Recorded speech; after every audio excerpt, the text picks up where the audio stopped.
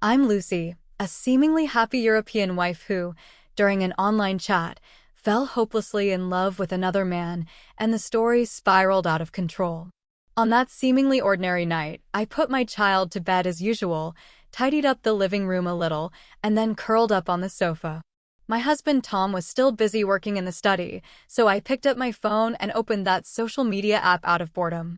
It was there that I met Jack. His profile picture was very distinctive, an abstract painting, the clash of colors as if to tell of his inner unrestrained and unique. I clicked on his personal page, and after a few simple lines of self-introduction, there was an indescribable attraction. I hesitated for a moment, but sent the friend request anyway. It wasn't long before Jack accepted my friend request and even sent me a message. "Hey beautiful lady, is the moon as charming as you tonight?" Seeing this, I couldn't help but smile, and a shyness that I hadn't felt in a long time came over me. From then on, our conversations just kept going and going. Jack is full of wit and humor, and he can always make me laugh with a few playful words when I'm feeling down. He has an extraordinary way with words, and he can talk about art, music, and literature with ease, which makes me admire his knowledge. I look forward to our chats every day, and he is like a ray of light that brightens up my otherwise dull married life. I am a woman with long, golden hair that falls in a waterfall-like cascade, shimmering in the sunlight. My green eyes are like deep pools of water, full of endless tenderness and mystery. I am tall and curvy, and every movement exudes the charm of a mature woman. I think I am still very attractive, and Jack seems to be deeply attracted to me. Once, I sent him a photo of myself, taken on a beach holiday. The breeze caressed my long hair, my white dress fluttered in the wind, and I smiled brightly and confidently. Jack quickly replied, "You're like a goddess straight out of a painting, so beautiful it takes your breath away." His compliments made my heart race, and a long-lost feeling of excitement spread through my heart. As our conversation deepened, we began to share bits and pieces of our lives. I confided in him about my troubles at home. Tom is always busy with work, neglecting me and the kids. The chores at home are exhausting. Jack listened patiently, offering me comfort and encouragement. He said I deserved to be treated better, that I was so good and unique and shouldn't be buried in all these trivial matters. He also shared his life with me. He said he was a freelancer and worked in creative design, dealing with different inspirations every day. He showed me the designs he had created, and I was amazed by his talent. During a video chat, I saw Jack's face for the first time.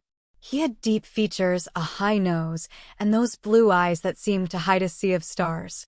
When he smiled, the corners of his mouth rose slightly, revealing his white teeth, and he exuded an enchanting aura. At that moment, I felt my breathing become rapid, and an inexplicable feeling quietly grew in my heart. From then on, our communication became more frequent, and we would chat until late at night every day. I began to look forward to the evenings and to chatting with Jack as if that was the only joy in my life. I increasingly felt that my husband, Tom, was indifferent to me, and that Jack was the one who truly understood me. He could understand how I felt and give me the care and companionship I wanted. In order to look my best when chatting with Jack, I started to pay attention to my appearance. Before every video call, I carefully applied my makeup and selected pretty clothes, hoping to make a good impression on him. I was so immersed in this amorous atmosphere with Jack that I gradually forgot who I was, forgot that I was a wife and a mother. However, I did not realize that this emotion that had sprouted in the internet was like a dangerous game, and I had unknowingly become deeply involved and unable to extricate myself. And everything in real life was about to change drastically because of this emotion. But at that moment, I was only immersed in sweet exchanges with Jack, full of anticipation for a happy ending to this mysterious emotion. As the days passed, Jack and I communicated more and more frequently, as if our lives had become closely intertwined. No longer content with simple daily greetings and idle chatter, we began to share the secrets and dreams that had been hidden deep in our hearts. Every morning, as soon as the sun shines into my room, I can't wait to pick up my phone and see if Jack has sent me a message. And he is always there, just when I expect him, to send a warm good morning greeting. Those few words are enough to fill my day with energy. As our communication deepened, our topics became more and more diverse. Jack would tell me interesting stories about his creative design work, experiences full of challenges and surprises, making me feel as if I were in his world, sharing in the joy of each burst of inspiration. He would also share his plans for the future. He said he hoped to one day hold his own design exhibition so that the world could see his work. Listening to his dreams, I felt a deep sense of pride for him and also a deeper admiration for his talent. I also told him more about the little moments in my life. I told him about my former love of painting when I was young and I was always holding a paintbrush, depicting all the beauty around me. However, with the birth of my child and marriage, the trivialities of life gradually took up my time, and I had to put down the paintbrush. Jack listened and encouraged me to pick up that love again. He said that art is the expression of the soul and should not be buried by life. Encouraged by him, I began to pick up the paintbrush again. Although it was just simple doodling in my spare time, that long-lost joy returned to my heart. The atmosphere of our conversations became increasingly intimate. Jack would occasionally send me sweet messages, such as, "You are the first person I think of every morning and the last person I think of before going to sleep," or, "Your smile is like the sun, lighting up every corner of my life." These words made my heart flutter like a fawn, and my cheeks often flushed. I would respond with gentle words of my own, and our feelings for each other quickly grew as a result of these sweet nothings. At the same time, my attitude towards my husband, Tom, also changed significantly. Tom was still busy with work, leaving home early in the morning and returning late at night. He was exhausted when he got home and rarely had time to communicate with me. Even if we sat at the same table for dinner, we would only exchange a few simple words before going back to our own rooms.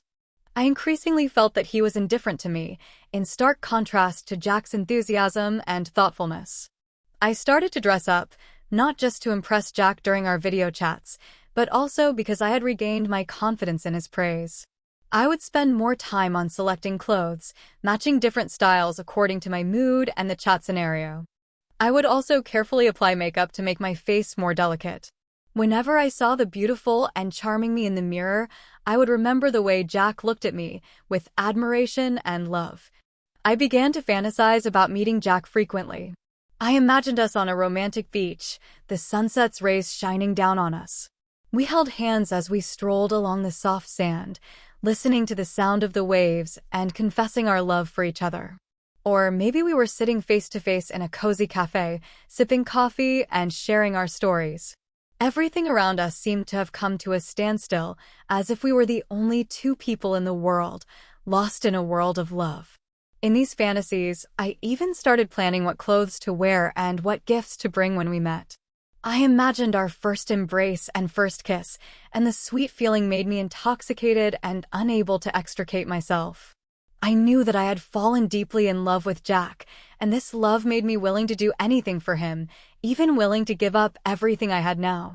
However, I did not realize that this rapidly heating up of emotions in the network was like the calm before the storm. It seemed beautiful, but it hit a huge crisis. The deeper I got into this emotion, the more I gradually ignored my responsibilities and obligations in real life, and all of this would cost me a heavy price in the future. But at that time, I was only immersed in the sweet emotions with Jack, looking forward to the day we met, thinking that it would be the new beginning of my happy life. Since meeting Jack and betraying my marriage, my life has been in a state of endless chaos and struggle. During the day, I go through the motions of family life like a zombie, taking care of the children, preparing meals, cleaning the house, every action as if I have lost my soul. At night, when the children and my husband Tom have fallen asleep, I lie alone in bed, staring at the ceiling, my thoughts in a whirl. On the one hand is my once beloved husband Tom. Once upon a time, we had our sweet moments together, and those wonderful years we spent together are precious memories in my life. I remember our first encounter, his shy but sincere smile. I remember our wedding, the eternal vows he made in front of everyone. I remember the exciting moment when we welcomed the birth of our child together. Tom has been working hard for the family, going out early in the morning and coming home late at night, exhausted. When I saw him come home with a heavy body and exhaustion written all over his face, I would feel a surge of guilt. I know he loves me, but the pressure of life has made him unable to pay attention to our relationship. However, I did something unforgivable on impulse. On the other side is Jack, who makes my heart beat faster. In the online world, he is so perfect, funny, and considerate, always able to bring me endless joy and warmth. His sweet words are like poison, and I can't stop myself. Every time I think of his deep eyes and gentle voice, my heart beats faster. Spending time with him makes me feel young and alive again, and I feel loved. But I also know that our relationship is based on betrayal, and it's immoral, against my inner moral code. My heart is torn between morality and desire. Sometimes, I would make up my mind to break off with Jack, return to a normal family life, and try to repair my relationship with Tom. I would give Tom a warm hug when he came home from work, prepare a sumptuous dinner for him, and try to regain the intimacy between us. But when Jack sent me a message, those loving words made me waver again. I couldn't help replying to him and continuing the conversation, indulging in the illusory sweetness. Once, my child got sick at school, and I hurried to pick him up. Watching my child suffer, I felt so much pain. At that time, Tom also put down his work and hurried back. He anxiously asked about my child's condition, his eyes full of worry and concern. At that moment, I suddenly realized how important this family is, and that Tom and my child are an integral part of my life. I felt so much remorse and regret for my infidelity, and I was determined to completely cut off contact with Jack. I trembled as I opened my phone and prepared to delete Jack's contact information. But when I saw the many loving chat messages between us, my heart softened again. I remembered all the good times we had spent together and the promises he had made to me. How could I just let go of all that so easily? Just as I was hesitating, Jack's message came again. "Baby, I miss you. What are you doing?" Looking at this message, tears flowed down my face. I knew I had once again fallen into this abyss of pain. In the following days, this struggle became more and more intense. I began to lose sleep and became emaciated. My friends also noticed my difference and asked me what was going on. I was afraid to tell them the truth and could only use various excuses to get past it. But my heart was growing more and more painful, and I didn't know what to do. Sometimes, late at night, I would sit alone on the sofa in the living room, quietly thinking about my future. I imagined that if I chose to be with Jack, I would face the pain of losing my family and my children, and I wasn't sure if Jack would really give me a happy future. And if I chose to go back to Tom, how would I face him and make up for the harm I had caused him? This struggle between reality makes me feel incredibly painful and helpless. I feel as if I am in a dark abyss, unable to find an exit. I don't know how long I can hold out in this pain, nor do I know what choice I will ultimately make. But I know for sure that no matter what decision I make, it will have a profound impact on my life. And in the process, I can only silently endure this pain and face it all alone. It was a sultry night. The hustle and bustle of the city did not subside after nightfall, but rather became even more noisy due to the bustling night market. I was sitting on the sofa in the living room, mindlessly switching the TV channels with the remote control in my hand, but my thoughts were completely absent from the screen. Tom, as usual, was busy working in his study. The occasional keyboard tapping seemed to mock my internal struggle. My phone was on the coffee table next to me, and the screen lit up from time to time with messages from Jack. His words were full of thoughts and desires for me. Those passionate words were like a fire, burning even more fiercely in my already wavering heart. "Lucy, the moonlight is beautiful tonight, but it's a pity that I don't have your company. I can't wait to see you and feel your warmth." The messages kept coming, and as I slid my finger across the screen, my heartbeat quickened at the sight of the words. My heart was racing as I fought an intense internal battle. On the one hand, I knew that as a wife, I should remain faithful to my husband. Although Tom had recently become less attentive, we had been together for many years and had a lovely child. I thought back to the happy times we had spent together, and those warm moments flashed through my mind like scenes from a movie. On the other hand, Jack's passion and gentleness, the feeling of being valued and needed that he gave me, was something I had not experienced with Tom for a long time. Time passed by minute, and the night grew deeper. I glanced in the direction of the study.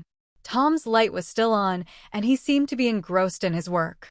I gritted my teeth and made an impulsive decision. I quickly got up, went back to the bedroom, and carefully selected a black dress, the style of which Jack had once said he liked very much. I applied my makeup carefully in the mirror, trying to hide my inner nervousness and unease. I tiptoed out of the house as if I were a thief, afraid that Tom would discover me. Walking down the street, the cool night breeze caressed my face, bringing a moment of clarity, but soon Jack's figure occupied my mind again. We had agreed to meet at a bar in the city center. The moment I walked into the bar, the dim lighting, loud music, and the smell of alcohol made me feel a little dizzy. I looked around and finally saw Jack at a table in the corner. He looked exceptionally handsome in a casual suit and even more charming than in the video. His eyes were full of longing for me, and when he saw me, he immediately got up and walked towards me. "Lucy, you've finally arrived," Jack said, his voice tinged with excitement. He held out his hand, gently took my arm, and led me to a seat. We sat facing each other and ordered 2 cocktails. The alcohol helped to ease my nerves, and I felt a sense of excitement and anticipation take over. Jack never took his eyes off me, and his gaze was full of adoration, making me feel like the most beautiful woman in the world. "You're really beautiful today, even more charming than I imagined," Jack whispered, his voice low and full of charm. We started chatting, and the conversation ranged from the internet to real life. Jack told me interesting stories about his life, his dreams and pursuits, and I was fascinated, as if I had forgotten who I was and my husband and children at home. As our conversation deepened, Jack slowly moved closer to me. His hand gently rested on mine, and at that moment, my heart trembled. I wanted to pull my hand away, but my body wouldn't listen. Instead, it tightened its grip. Jack's eyes grew even more fervent, and he gently pulled me up, and we walked to the center of the bar's dance floor. In the dim lighting, we embraced each other tightly, swaying gently to the rhythm of the music. I could feel Jack's heartbeat, and the powerful beats seemed to be pounding against my heart as well. At that moment, I completely fell.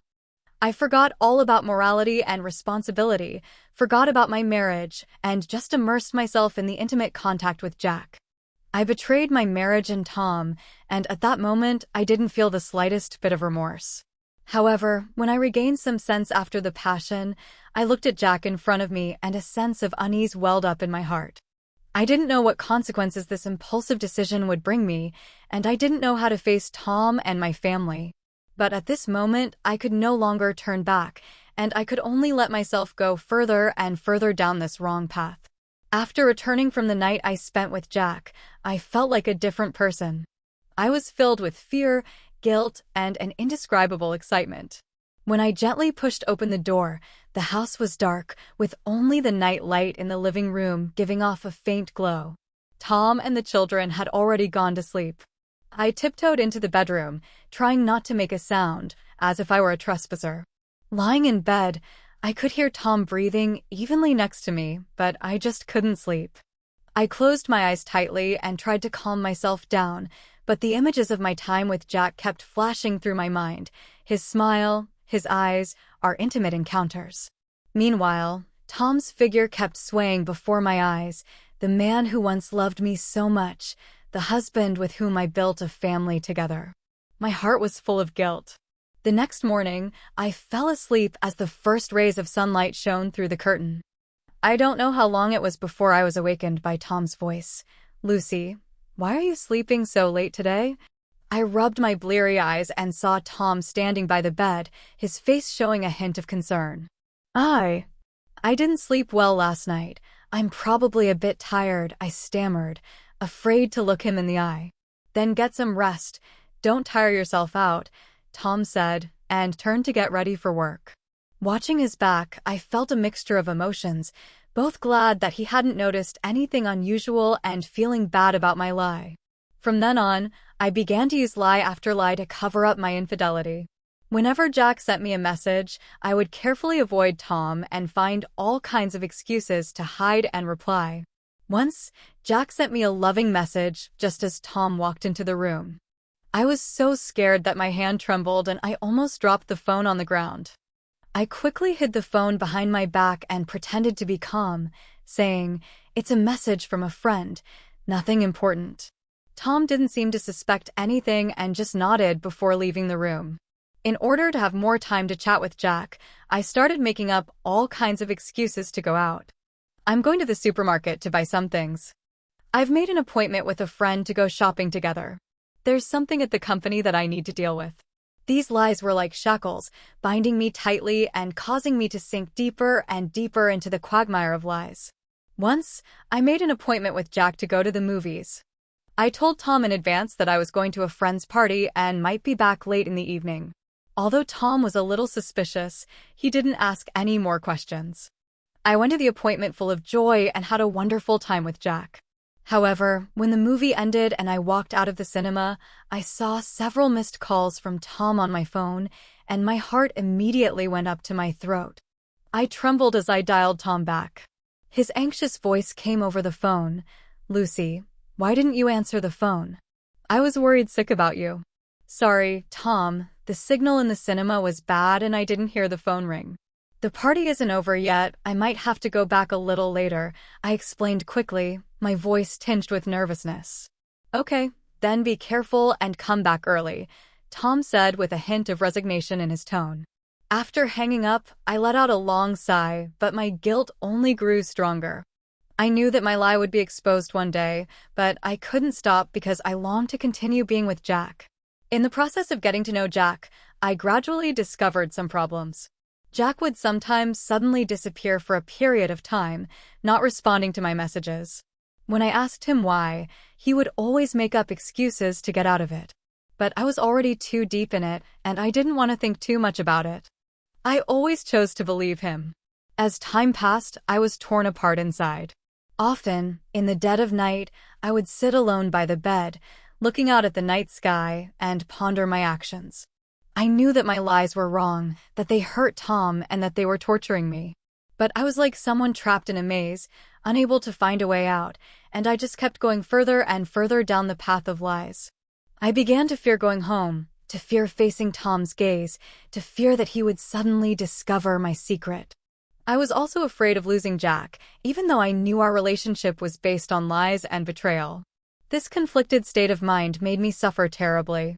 I didn't know how long I could continue on this wrong path, or how I would face it all when the truth was revealed. It was just an ordinary day. The sun shone through the windows and softly fell on the living room floor. My child was playing by himself, laughing out loud.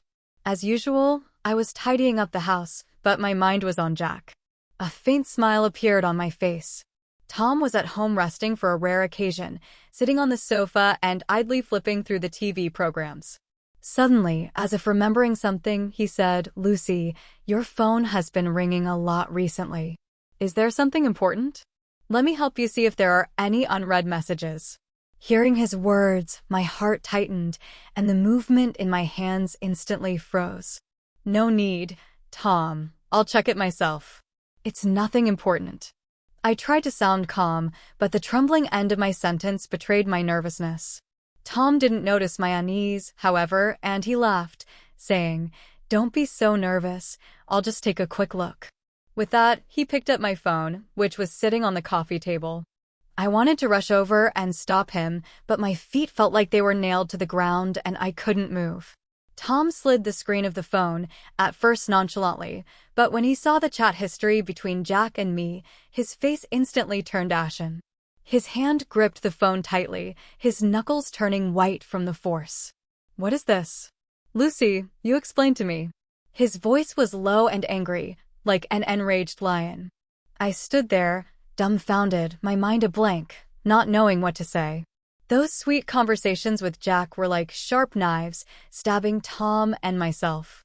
"Tom, I can explain. It's not what you think. I finally found my voice, but the words I spoke were so feeble that even I felt powerless. What kind of thing is that? Lucy, you actually cheated on me with another man, and you even met up. What do you take our marriage to be? Tom's eyes were full of disappointment and anger, and his voice trembled with emotion. I tried to explain to him how I met Jack and how we gradually developed feelings for each other online. I told him that I just felt lonely in my marriage and longed for care and love, and Jack happened to give me that. But to Tom, my explanation sounded like an excuse for my betrayal. You felt lonely, so why didn't you tell me? Why did you choose to betray me? We've been together for so many years. How could you do this to me? Tom's questions were like heavy hammers, pounding on my heart. Attracted by the sound of our quarrel, our child ran over and looked at us with a face full of fear. Mommy, what's wrong with you? Please don't fight anymore. The child's voice was full of tears, and it made my heart ache even more. I looked at the child, my heart full of guilt. Not only had I hurt Tom, but also our child. I knelt down and took the child in my arms, tears streaming down my face. My dear, I'm sorry, it's Mommy's fault. Tom looked at us, a hint of hesitation in his eyes, but it was quickly replaced by anger. He turned and walked into the bedroom, slamming the door behind him. I knew he needed time to calm down and come to terms with the harsh reality. The next few days were suffocatingly tense. Tom stopped talking to me, always hiding in his study or sitting silently in the corner of the living room. I tried to communicate with him, but he always avoided my eyes and ignored me. I also fell into a deep state of self-blame and pain. I regretted my impulsiveness and stupidity, and I regretted not cherishing my relationship with Tom. I thought of the good times we had spent together, the days when we supported and cared for each other, and tears could not be held back. I began to reflect on my actions, and I realized that I had also done a lot wrong in my marriage. I always complained that Tom didn't care enough about me, but I ignored all the hard work he did for our family. I placed my emotions in the illusory world of the internet, but forgot about the people around me who really loved me. I tried to salvage the marriage. I wrote Tom a long letter, apologizing and expressing my remorse. I told him that I was willing to make changes for the sake of our family and our children. I hoped that he would give me a chance to start over. But after reading the letter, Tom just quietly put it aside without saying a word. I don't know what he was thinking, and I don't know if there is still any hope for our marriage. Meanwhile, Jack also noticed my unusual behavior. He messaged me asking what was going on, and I told him that Tom had found out about us. Jack's reply made me feel cold. He simply said, "Then deal with it yourself. Don't involve me." At that moment, I truly realized that in Jack's heart, I might truly be just a plaything. I was plunged into an even more painful situation, with a marriage on the verge of breaking up on the one hand, and Jack, who had shown me the truth, on the other. I didn't know which way to go in the future, and I could only struggle in pain and confusion, waiting for fate to decide. After Tom found out about my affair, the atmosphere at home became extremely oppressive, as if the air had frozen. Those few days, there was almost no communication between us, only the innocent laughter of our children occasionally breaking the suffocating silence. The love I once saw in Tom's eyes had long since disappeared, replaced by endless indifference and disappointment. He began to deliberately keep his distance from me, and no longer slept in the same bed with me at night, instead choosing to spend the night in the study. I tried to explain to him again, to apologize, to beg for his forgiveness, but he always looked at me coldly and turned away, not giving me the chance to speak. I knew that the hurt I had caused him was too deep for him to easily forgive. Those once beautiful memories have now become sharp knives that stab him. As I look at his increasingly haggard face, I feel full of self-blame and remorse, but it's already too late. Finally, one weekend afternoon, Tom called me into the living room. He was sitting on the sofa, his expression serious, and a hint of determination in his eyes. "Lucy, let's get a divorce," he said in a calm voice, but it was like a heavy hammer that smashed down on my heart. I froze. Although I had long expected this day, when it finally came, I felt a wave of shock and pain. "Tom, please, give me another chance." I know I was wrong. I'll change. I threw myself at his feet, took his hand, and tears flowed unceasingly. Tom gently pulled away from me. A flash of pity crossed his eyes, but it quickly returned to indifference. Lucy, some mistakes cannot be undone.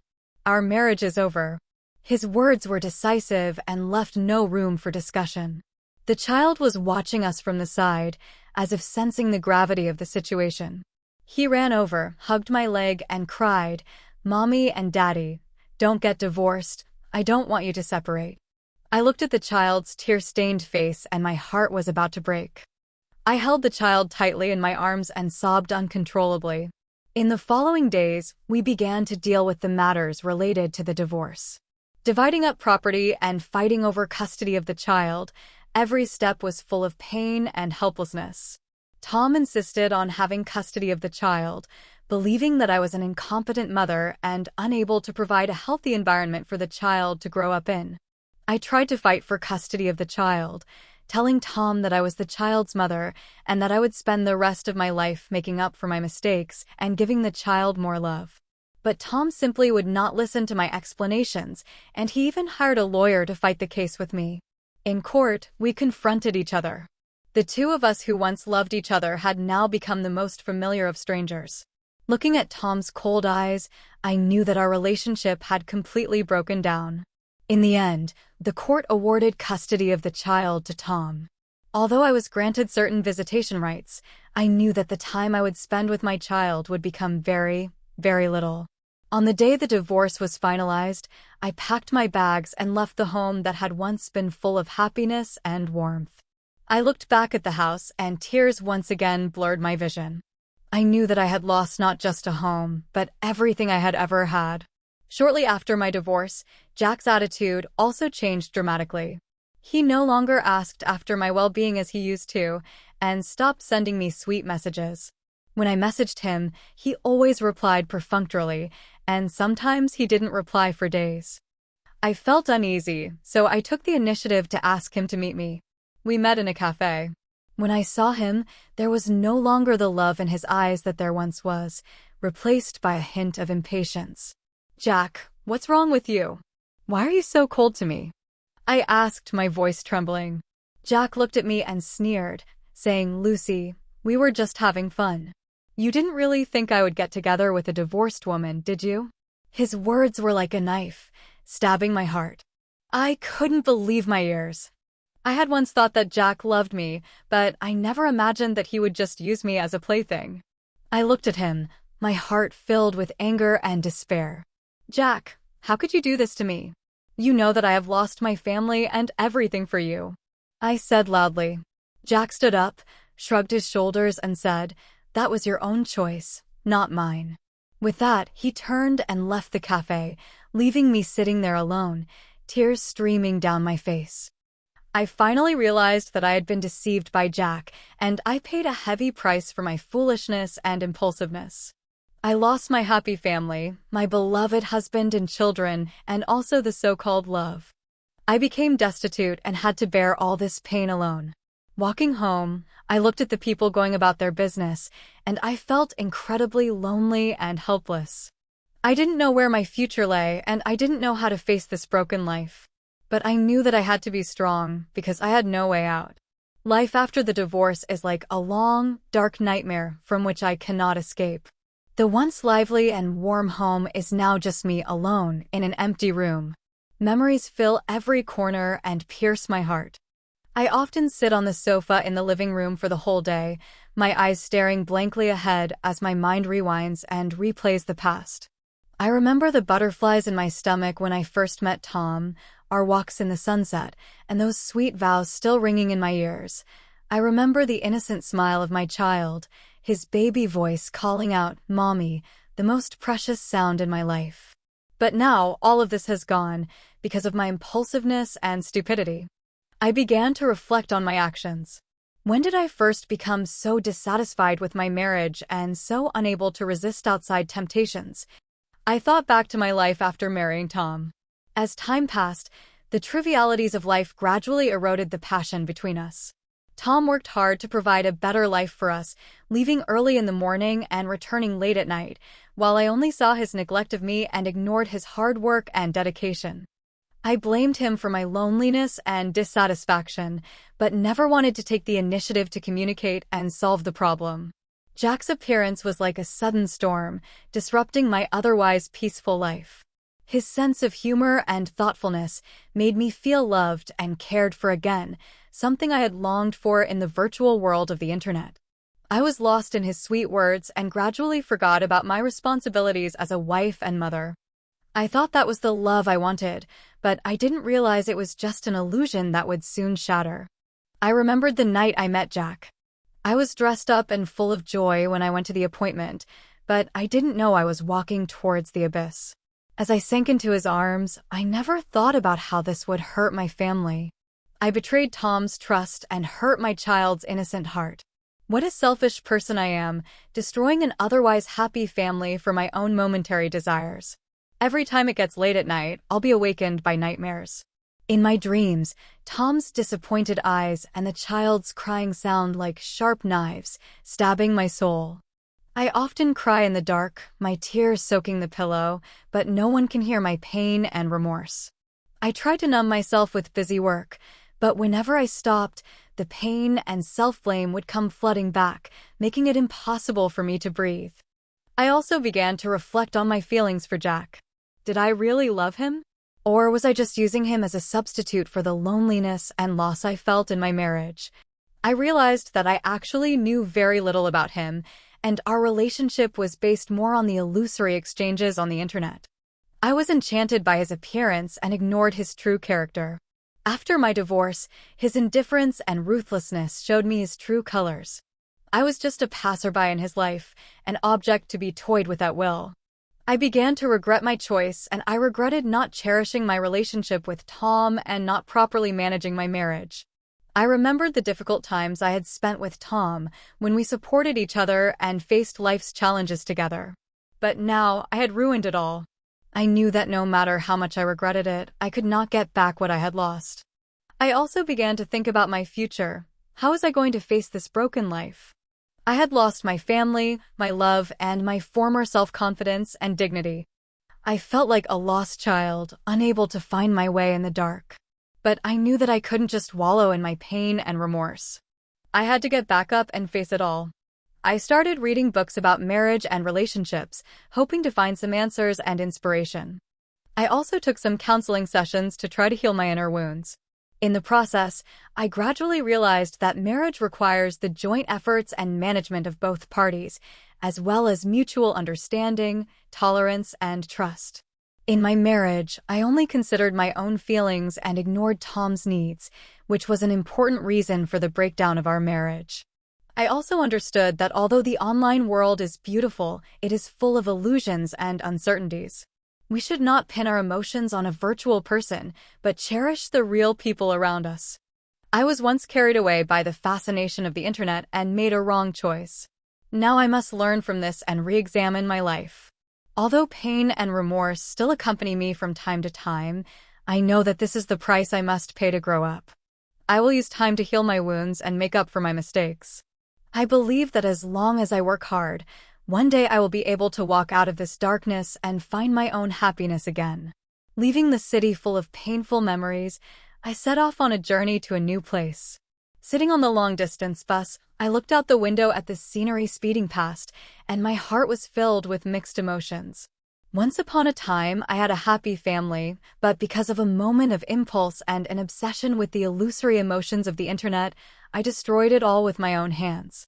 Now, I have lost my husband, my child, and also the old me. I can only find a new direction in life in remorse. I have come to a new city where everything is unfamiliar. The unfamiliar streets, the unfamiliar people, and the unfamiliar atmosphere make me feel both uneasy and vaguely hopeful. I rented a small apartment on the edge of the city. Although the room is simple, it is a new beginning for me, a place where I can reinvent myself. In the early days, loneliness and isolation were my constant companions. Whenever the night fell, I would sit alone in the small room, looking out at the lights of the city and a feeling of bitterness would well up in my heart. I would think of the smiles of the children and the warmth of Tom's embrace. Those memories were like sharp knives, stabbing my heart. But I knew that I couldn't keep dwelling on the pain of the past. I had to be strong and work hard for my future. To keep myself busy, I started looking for work. As I didn't have much professional experience, the job search was not easy. I sent out countless resumes, but most of them were ignored. But I didn't give up. I revised my resume again and again, and attended interviews again and again. Finally, I found a job as a cashier in a small supermarket. Although the work is hard, it makes me feel fulfilled. Every day, I have to deal with all kinds of customers, from kind old people to busy office workers and young mothers with children. Through interacting with them, I gradually regained my ability to communicate with others and felt the hustle and bustle of life. Outside of work, I began to work hard to improve myself. I signed up for an online English course, hoping to improve my language skills and lay a foundation for my future career development. Every day after work, I would return to my apartment with a tired body, turn on the computer, and study English seriously. Although sometimes I feel very tired and want to give up, I will be reinvigorated when I think about my goal. I also started to cultivate some new hobbies such as reading and painting. In reading, I can immerse myself in different stories and feel the lives of others. In painting, I can express my emotions and thoughts with a paintbrush. These hobbies have enriched my life and gradually made me forget the pain of the past. I also made some new friends in this new city. They are all people who, like me, are struggling to make a living in the city. We get together at the weekend to share our life experiences, encourage each other, and support each other. Their company makes me feel warm and makes me feel the value of friendship again. As time passed, I gradually adapted to this new city and my new life. I began to re-examine my life and think about what I really want. I realized that in the past, I was too concerned with pursuing illusory emotions and neglected the truly important things around me. Now, what I want is very simple: a stable job, good health, and a sincere relationship. At a friend's party, I met a man named Alex. He is a programmer with a gentle personality and treats people sincerely. We had a great conversation, and we seemed to have endless topics to talk about, from work to life, from hobbies to life goals. Since then, we have often gone out for dinner and movies together, and gradually, a special feeling has developed between us. But this time, I didn't fall into the whirlpool of emotions as easily as before. I carefully nurtured this relationship and carefully got to know Alex and his life. I also told him frankly about my past, including my mistakes and regrets. Alex didn't look down on me because of my past, but instead gave me even more understanding and support. He said, "Everyone has a past, and what's important is being able to learn from past experiences and become a better version of yourself. I believe in you and our future." His words touched me and filled me with confidence in the future. Today, I am still working hard in this new city. Although the road ahead is long, full of unknowns and challenges, I am no longer afraid. I believe that as long as I work hard, I will be able to find my own happiness. I also hope that through my own experiences, I can make more people understand that they should cherish the people in front of them and not be confused by the illusions of the internet, because true happiness is all around us.